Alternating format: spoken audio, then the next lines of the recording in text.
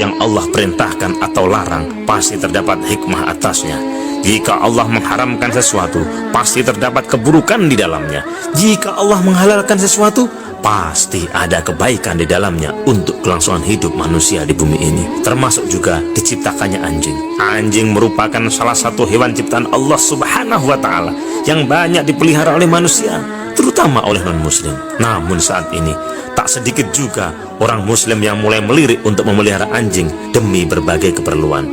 Namun, tahukah Anda bagaimana proses terciptanya anjing dan asal-usul anjing hingga menjadi hewan yang haram dan juga air liurnya dinajis? Berikut cerita tentang asal-usul anjing dan diharamkannya anjing.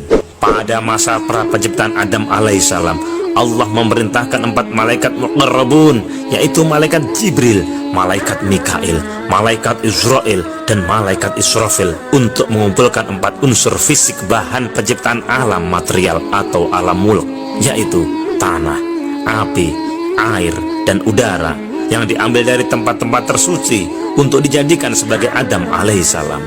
Lalu Allah membentuk adonan jasad Adam dalam posisi terlentang, masih berbentuk tanah. Pada saat ini, karena belum ditiupkan ruh kepadanya, adonan berbentuk manusia ini belum hidup. Pada masa ini, sebagaimana Adam adalah prototipe manusia, semua hewan dan tumbuhan sudah ada prototipenya pula di surga. Melihat adonan tanah ini, iblis membaca rencana Allah Subhanahu wa Ta'ala untuk menciptakan manusia. Dia demikian cemburu, dan didatangilah adonan tanah ini, dan iblis meludah kepadanya. Ludah iblis ini jatuh pada titik di mana ada pusar kita sekarang.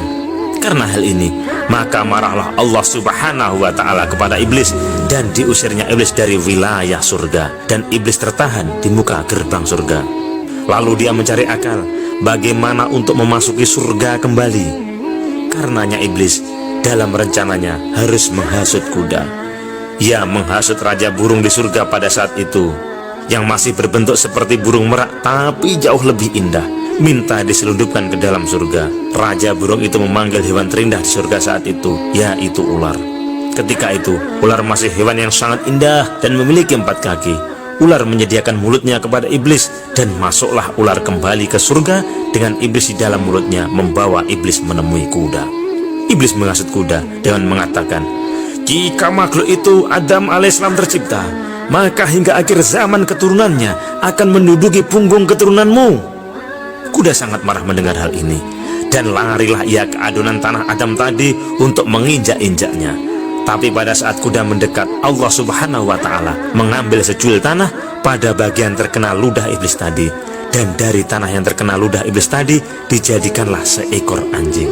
Anjing inilah yang mengusir kuda, dan ia sesuai perintah Allah menjaga adonan tanah Adam sampai dihidupkannya. Dari sini bisa dipahami kenapa anjing adalah hewan yang paling setia kepada manusia, karena ia tercipta dari adonan tanah yang sama dengan Adam alaihi salam. Tetapi anjing sudah tercampur dengan ludah iblis. Inilah awal mula air liur anjing menjadi dinajiskan.